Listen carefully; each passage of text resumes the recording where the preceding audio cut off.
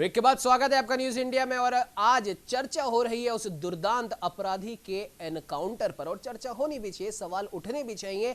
हालांकि उस अपराधी से किसी को कोई सहानुभूति नहीं है, लेकिन जिस प्रकार से जल्दबाजी में एनकाउंटर किया गया, इस एनकाउंटर पर सवाल उठेंगे और सवाल पूछना भी बनता है। आयुषी, तो चलिए, doctor Chandrasen Verma Uttar Pradesh state head हमारे साथ यहाँ पर जुड़ चुके हैं। डॉक्टर चंद्रसेन, एनकाउंटर तो चलिए यहाँ पर हो गया है, क्या कुछ आगे अब प्रोसेस यहाँ पर किया जा रहा है, क्या कुछ अपडेट आपको फिलहाल मिल रहा है? देखिए, उसकी जो उसको मृत घोषित कर दिया, बॉडी गई थी वहां से, पोस्टमार्टम के लिए ले जाएंगे वहां पर जी। और अभी जो अपडेट आ रहा है कानपुर से, वो विकास दुबे की पत्नी और बेटे की पूछताछ के बाद उनको छोड़ दिया गया है। और कानपुर के एसपी दिनेश शर्मा से बात हुई है, उन्होंने कहा कि नहीं, उनको छोड़ दिया गया और उसमें ऋचा की कोई भूमिका नहीं थी। और वारदात के समय विकास दुबे की पत्नी जो ऋचा थी वो मौके पे नहीं थी। आयुषी जी, डॉक्टर चंद्रसेन, जैसे आपने बताया कि ऋचा जो विकास दुबे की पत्नी थी वो मौके पर उस वक्त मौजूद नहीं थी, लेकिन जिस तरीके से यहाँ पर खबरें सामने आ रही थी कि कहीं ना कहीं जो पूरा मास्टरमाइंड यहाँ पर चल रहा था, कि जिस तरीके से पुलिस कर्मियों की जानकारी यहाँ पर दी जाती, तो कहीं ना कहीं सबके पीछे विकास दुबे की पत्नी ऋचा की एक अहम भूमिका यहाँ पर नजर आ रही थी। जिस तरीके से घर को विकास दुबे के गिराया गया था, तो तमाम सीसीटीवी कैमरेज वहां पर लगे हुए थे, तो माना ही जा रहा था पूरी मॉनिटरिंग यहाँ पर ऋचा के द्वारा की जा रही थी। तो इतनी आसानी से ऋचा को छोड़ना कहीं ना कहीं सवाल ये भी उठाता है। देखिए, पूरी पूछताछ हुई है उसको, उसके बेटे को और उसकी पत्नी को, विकास दुबे की पत्नी ऋचा को कल लखनऊ से गिरफ्तार किया गया था। उनसे यहाँ पूछताछ की गई थी और उस पूछताछ में अभी जो एसएसपी का बयान आया है, उन्होंने साफ तौर पे कहा है कि उनकी पत्नी से पूछताछ की गई है और उसमें कोई भी ऋचा की भूमिका नहीं लगती है, क्योंकि ऋचा मौके पे मौजूद नहीं थी। लेकिन अब यही प्रश्न उठता है कि इससे पहले जिसको इनकाउंटर में मारा गया था, जो इनका बॉडीगार्ड कहा गया था अमर, उसकी शादी के सिर्फ 8 दिन हुए थे और उसकी पत्नी को बंदूक की नोक पे शादी की गई थी और उसकी पत्नी को फिर क्यों जेल भेज दिया गया? उन 8 दिन आई हुई लड़की को क्या दोष बनता था, वो किन मामलों में शामिल थी? ये सबसे बड़ा प्रश्न बनता है पुलिस की कार्यप्रणाली पर। बिल्कुल चंद्रसेन जी, आपने सही कहा। और जाहिर सी बात है कि पुलिस, जो उत्तर प्रदेश पुलिस है, वो सिर्फ और सिर्फ विकास दुबे के फरारी के बाद में, कहा तो ये जा रहा है कि 8 पुलिसकर्मियों की वहां पर हत्या उसने की और उसका गुस्सा है, लेकिन ये गुस्सा नहीं था। ऐसा लगता है कि पुलिस सिर्फ और सिर्फ अपनी वहां पर खींच मिटा रही है। जिस तरीके से उसके घरों को तोड़ा जा रहा है, जिस तरीके से उठा उठा के उसकी गाड़ियों को तोड़ा जा रहा है, ये कौन सा तरीका होता है चंद्रसेन जी? जी बिल्कुल, आपने सही कहा कि जिस तरीके से, देखिए, जिस तरीके से उन पुलिसकर्मियों की हत्या हुई, उसके बाद ये भाग निकला, तो एक कहावत है कि खिसियानी बिल्ली खंबा नोचे। उन्होंने वो सारे काम कर दिए जो वो कर सकते थे। उसके घर को गिरा देना, उसकी गाड़ियों को कुचल देना, उसके गुर्गों को मार देना, उसके माँ बाप से पूछताछ करना और आसपास जितने भी थे वो सारे इन्होंने प्रयास किए, लेकिन उस मास्टर माइंड पे इन्होंने अपना ध्यान फोकस नहीं किया। और आप देखिए कि 75 जिलों की पुलिस, लगभग 100 टीमें लगी हुई थी और एसटीएफ की टीम लगी हुई थी, लेकिन विकास दुबे को कोई पकड़ नहीं पाया। और पकड़ा कहाँ गया? वो जब उसने खुद अपने आप को पकड़वाना चाहा और उसने जगह भी खुद चुनी, समय भी उसने खुद चुना और उज्जैन के महाकाल मंदिर में गया। ये कहते हैं, उसकी मां ने ये कहा कि लगातार वहां जाता रहा, उसकी ससुराल भी वहां पे। तो प्रश्न ये उठता है कि जब सबको पता था कि ससुराल उसकी वहां पे और लगातार जाता रहा, तो वहां पर घेरेबंदी क्यों नहीं की गई? वहां पर घेरेबंदी की जानी चाहिए थी। एक बयान आता है उत्तर प्रदेश पुलिस की ओर से कि उनको पता था और शाम से ही वहां पर उज्जैन के महाकाल जो मंदिर, वहां पर तैयारियां शुरू कर दी गई थी। तो एक दिन पहले जब शाम को डीएम एसएसपी की मीटिंग होती है और एक दिन पहले वहां के उप निरीक्षक और चौकी इंचार्ज को क्यों हटा करके नया दे दिया जाता है? यानी पूरी बिसात बिछाई गई थी उमंग वहां पर कि उनको 100% ये बात थी कि वो वापस करेगा। अब पुराने वहां पर चौकी इंचार्ज और उप निरीक्षक को हटा करके नए की पुष्टि करना, उसके ये साथ साथ कई कहानियों के ऊपर प्रश्न उठाता है कि ये सब चीजें क्यों हुई थी उमंग। चलिए, एनकाउंटर में विकास दुबे यहाँ पर मारा गया है, लेकिन कहीं ना कहीं सवालिया निशान वो उत्तर प्रदेश पुलिस पर यहाँ पर छोड़ गया है। जिस तरीके से लगातार 2 जुलाई के बाद से वो घूमता रहा पूरे उत्तर प्रदेश में, माना यह जा रहा है कि उत्तर प्रदेश में 40 टीमें उसके पीछे लगाई गई थी पुलिस की, उसके बावजूद पूरे उत्तर प्रदेश में वो घूमता रहा। उसके बाद वो कल जाकर मध्य प्रदेश के उज्जैन में वो मिला, तो कहीं ना कहीं पुलिस को उस बात का गुस्सा भी यहाँ पर आया, जिस तरीके से पूरे एनकाउंटर को यहाँ पर अंजाम दिया गया है। एक फिल्मी तरीके से माना यह जा रहा है कि इस पूरे एनकाउंटर को अंजाम दिया गया है।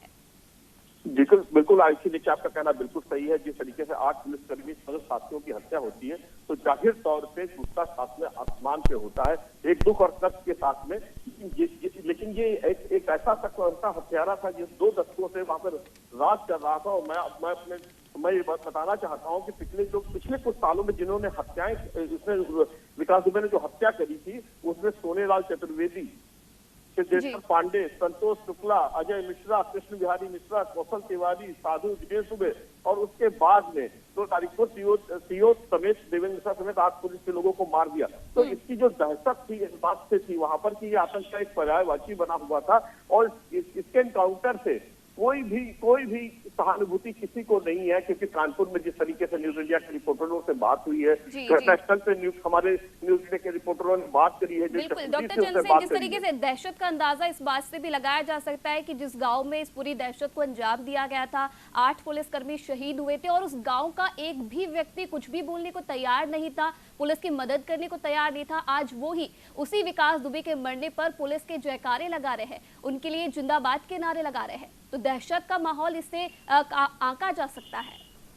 जी बिल्कुल, आज आपका कहना बिल्कुल सही था। जिस तरीके से ये रंगदारी वसूलता था, जिस तरीके से जमीनों पे कब्जा करता था, ये जिस तरीके से ठेकों में इसकी हिस्सेदारी थी, जो सफेद जो खादी धारी हैं उनके लिए गुर्गो इस तरह काम करता था, इलेक्शन को जितवाना और तमाम तरह के फंड मैनेज करना ये भी काम था।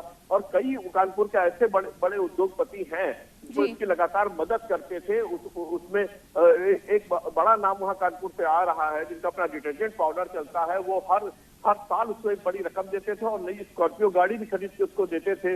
तो कई ऐसे नाम थे जो आएंगे। और अभी अखिलेश यादव ने जो बयान दिया उसमें उन्होंने साफ साफ कहा कि पिछले 5 साल का इसका सीडीआर निकाला जाए और उन लोगों की पहचान जरूर की जाए कि किसके संपर्क में रहा, किसके इशारों पे ये काम करता था, किन लोगों के लिए काम करता था। इस सीडीआर को सार्वजनिक रूप से जारी किया जाए ताकि पता चले कि वो सफेद पोस्ट लोग कौन थे, वो इस पूरे घटनाक्रम के डायरेक्टर कौन थे, जो कठपुतली की तरह इसको नचाते थे, वो किन लोगों का गुर्गा था जिनको वो सफेद पोस्ट लोग यूज करते थे। ये अपने आप में बड़ा प्रश्न चिन्ह उसी समय खत्म हो गया जब इसको एनकाउंटर में इसको मार दिया गया, वरना कई सफेद पोस्ट ऐसे थे जिनके चेहरे सामने आते। बिल्कुल चंद्रसेन जी, आपने सही कहा कि इसके एनकाउंटर से अब ये राज शायद उसके साथ ही दफन हो चुका है, क्योंकि कई, जैसा आपने भी बताया, कई ऐसे लोग थे। अगर ये दुर्दांत अपराधी, सोचने वाली बात है कि 75 जिलों की पुलिस टीम को चकमा देकर ये 3 राज्यों में घूम रहा है आराम से, मध्य प्रदेश के उज्जैन में जाता है, जैसा भी आपने भी बताया कि रात को इसको पकड़ने से पहले रात को वहां पर पुलिसिया विभाग में, वहां पे सिक्योरिटी में, वहां पर चेंज कर दिया जाता है। इसका मतलब सब कुछ सोची समझी साजिश के तहत चल रहा था। जिस गाड़ी में ये वहां पर उज्जैन पहुंचा था उस गाड़ी पे लिखा हुआ था हाई कोर्ट, यानी कि अब हम सिर्फ सोच ही सकते हैं कि इसकी पहुंच कहां तक थी। खैर, अवनीश राजपूत जी हमारे साथ में फिर से जुड़ चुके हैं। अवनीश जी, एक सवाल यहां पर यह बनता है कि ठीक है, अपराधी मारा गया, इसका एनकाउंटर हो गया, एनकाउंटर पे तमाम तरह के सवाल उठ रहे हैं, उठने भी चाहिए, लेकिन अब सबसे बड़ा सवाल यह है, एक विकास को तो खत्म कर दिया गया है, लेकिन अभी भी उत्तर प्रदेश में ऐसे कई विकास होंगे। तो अब आगे आपको क्या लगता है कि योगी सरकार को क्या करना चाहिए? अवनीश जी, कई ऐसे तथ्य सामने आए हैं जिसमें योगी सरकार की प्रतिबद्धता खुलकर दिखी है जी। अभी विकास दुबे प्रकरण के बाद एक सूची तैयार की गई थी, वो सूची मीडिया में भी चली, सोशल मीडिया में भी चली, आपने भी देखा होगा जी। उसके आधार पर कौन अपराधी है, कैसे क्या काम हो रहा है, उस पर योगी सरकार काम कर रही है। और योगी सरकार ने खुलकर इस बात का समर्थन किया है कि हमारे राज्य में जो क्रिमिनल होंगे या तो जेल की सलाखों के पीछे होंगे या कहीं और होंगे। उन्होंने इशारे में ये बात कह भी दी थी। और विकास दुबे के साथ जो हुआ वो आप लोगों के सामने है।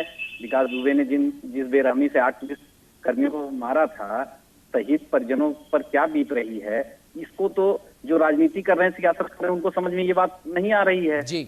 वो पक्ष में अलग अलग लॉजिक ला रहे हैं, कोई मानवाधिकार की बात कर रहा है, कोई कुछ कर रहा है। ऐसे में इनको एक बार सोचना चाहिए ना कि इस पूरे घटनाक्रम का इतिश्री क्या हुआ।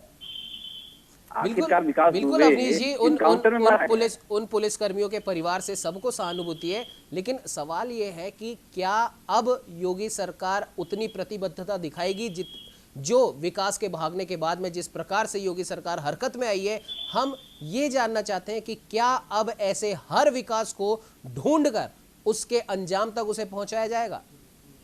वाकई में होना तो ऐसा ही चाहिए और सरकार इसके प्रति प्रतिबद्ध है, ये दिख भी रहा है जी। इस घटनाक्रम के बाद लोगों में ये विश्वास भी जगा है। और जिस जगह विकास दुबे का इनकाउंटर को आप देखे होंगे विजुअल में, आम जनता पुलिस जिंदाबाद के नारे लगा रही है, तो ये क्या संदेश दे रहा है? संदेश यही दे रहा है कि विश्वसनीयता बढ़ी है। हाँ, सरकार में कुछ ऐसे तत्व हो सकते हैं, कुछ संगठन में ऐसे तत्व हो सकते हैं, कुछ सरकारी महकमे में ऐसे तत्व हो सकते हैं जो इस तरह की चीजों से थोड़ा परेशान होंगे।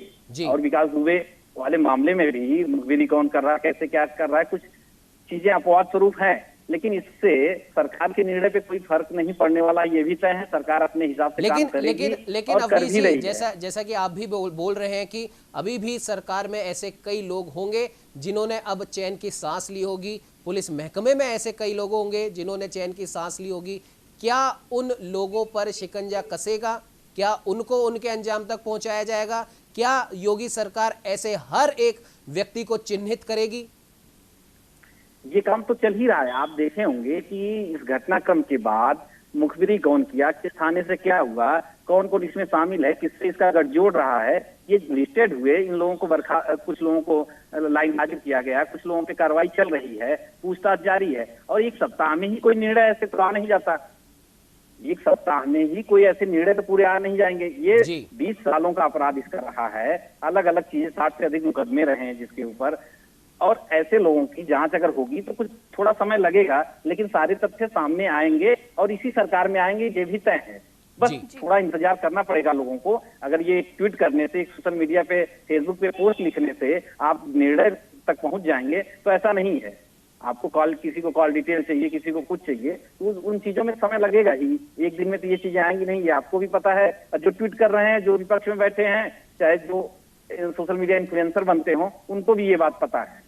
उनको अपनी इज्जत बचाने के लिए कुछ न कुछ तो करना ही पड़ेगा। चाहे वो समाजवादी पार्टी के माननीय अखिलेश जी हों, चाहे मायावती जी हों, सबको कुछ न कुछ इस तरह की चीजें पोस्ट करनी। समाज में लोग सवाल भी तो उठाएंगे ना कि जब ये इतना सब कुछ चला तो आपने क्या किया? जी, तो हमने ट्वीट किया। आप बनी रहिए हमारे साथ। डॉक्टर चंद्रसेन यहाँ पर हमारे साथ जुड़े हुए। डॉक्टर चंद्रसेन, जिस तरीके से कहीं ना कहीं एनकाउंटर्स यहाँ पर लगातार हम देखते हैं, और उत्तर प्रदेश की स्पेशली अगर मैं बात करूँ तो फर्जी एनकाउंटर्स के लिए उत्तर प्रदेश काफी मशहूर है।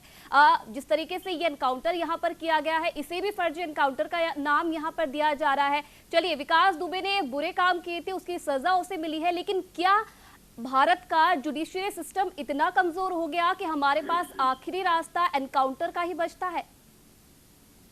तो देखिए आईसी, अभी इसलिए कहना ये बहुत जल्दबाजी होगी कि एनकाउंटर फर्जी था या नहीं। इसकी तमाम तरह की जांचें बैठेंगी और आपने सही कहा कि मानवाधिकार से लेकर तमाम तरह की चीजें भी उठेंगी और तमाम तरह के होता है विजुअल्स भी, कुछ वीडियोज या कुछ तमाम तरह की चीजें सामने भी आ जाए तो अभी इसकी पुष्टि नहीं की जा सकती। लेकिन जिस तरीके से यूपी पुलिस ने 8 दिनों में विकास दुबे गैंग के 5 लोगों को मुठभेड़ में मार गिराया, 2 लोगों की गिरफ्तारी करी और 7 दिनों में 3 राज्यों में खेल रहा था लुका छुपी का लेख करके उस तरीके से। और ये तभी मारा गया जिससे जब जमीन पर वापस पहुंचा तभी ये मारा गया। हालांकि इसने महाकाल में मंदिर में माथा टेका था और मंदिर से गिरफ्तार किया गया था, लेकिन पुलिस की नींद उसने खराब कर रखी थी। और उत्तर प्रदेश की जो पुलिस है या और जो उत्तर प्रदेश की जो सरकार है वो किस तरीके से प्रतिबद्ध थी कि 50,000 से इनाम शुरू हुआ और 5 लाख तक 3 दिनों में वो पहुंच गया। तो वो हर तरीका अपनाया गया था कि इसको किस तरीके से पकड़ा जाए, दबोचा जाए, इसको और इससे सारे राज्य को बुलवाए जाए।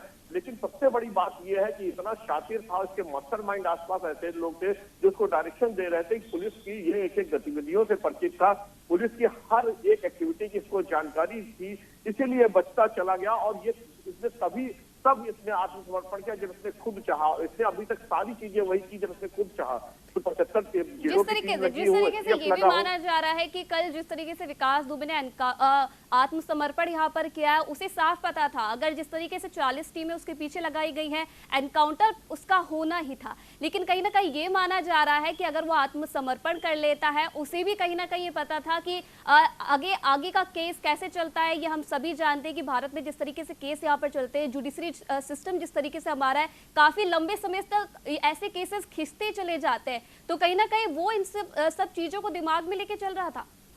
बिल्कुल बिल्कुल देखिए, पूरी तरीके से ये शातिर अपराधी था। इसको सब पुलिस की एक गतिविधियों से परिचित था। इसका उठना बैठना 2 दशकों से था खाकी वर्दियों के साथ में। और ये खादी जो हमारे नेता हैं, हर पार्टी में वो शामिल रहा। आप देखिए, ये बसपा से इसने अपनी शुरुआत करी थी और अच्छी पैठ थी। इसने खुद एक मीडिया के सामने आकर के इसने एक बयान दिया था। इसने साफ तौर से स्पष्ट तौर से ये कहा था कि मायावती मुझे मेरे नाम से पहचानती है और वहां उस पार्टी में मेरा इज्जत मान और सम्मान है।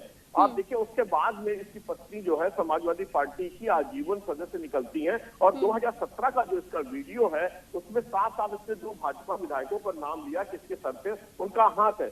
तो ये समय के साथ साथ पार्टियां बदलता रहा। इसको हर वो प्रक्रिया मालूम थी कि कब कैसे आगे बढ़ना है, किन लोगों के साथ में रहना, पुलिस से कैसे बचना, इसको सारी चीजें मालूम थी। और पुलिस के अंदर इसके कितने मुखबिर थे, ये सब चीजें धीमे धीमे सामने आ रही हैं। और जाहिर है जब इसका सीडीआर बाहर आएगा और जो पूछताछ कल से आज तक रास्ते में एसटीएफ ने करी है, उसमें कई बातें इसने ऑफ द रिकॉर्ड भी बताई गई होगी। वो भी कलम बंद सब चीजें होंगी और कई लोगों के ऐसे चेहरे सामने आएंगे जो बेनकाब होंगे। आयुषी, बिल्कुल चंद्रसेन जी, आपने सही कहा और ऐसा होना भी चाहिए। अवनीश जी, मैं आपके पास आना चाहूंगा। जिस प्रकार से अभी डॉक्टर चंद्रसेन ने भी बताया कि कई ऐसे अब चेहरे हैं जो सामने आएंगे। हालांकि थोड़े दिन वो शायद हो सकता है चैन की सांस ले ले, लेकिन ये चैन अब ज्यादा देर नहीं रहने वाला। अगर योगी सरकार वही करे जो उन्होंने कहा है, उसी हिसाब से काम करे, क्योंकि जिस प्रकार से विकास दुबे 75 जिलों की पुलिस टीमों को चकमा देकर एक राज्य से दूसरे राज्य जा रहा था, और कहीं ना कहीं ये भी सामने आया कि जिस गाड़ी में वो मध्य प्रदेश के उज्जैन वो पहुंचा है, उस गाड़ी पे आगे और पीछे नेम प्लेट पे, माफ कीजिएगा, नंबर प्लेट पे उस पे हाई कोर्ट लिखा हुआ था। 2 वकील तक उसके साथ थे। और ये भी जांच में आया कि रास्ते में 2 वकीलों को रोका गया जो लखनऊ से उज्जैन के लिए निकले थे।